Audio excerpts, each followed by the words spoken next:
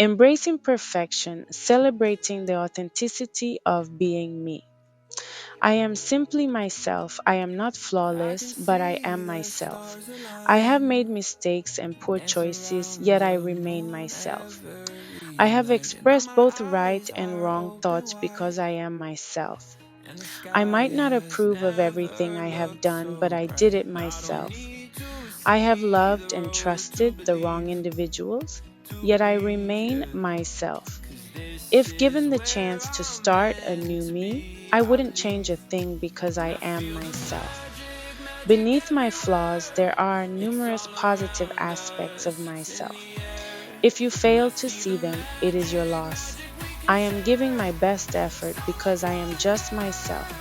Just remember yourself is your identity, your reputation, and your essence.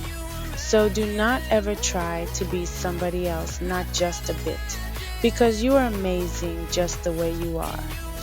Though, embrace every little thing about yourself and live your life, because life won't stop for you, not for a second.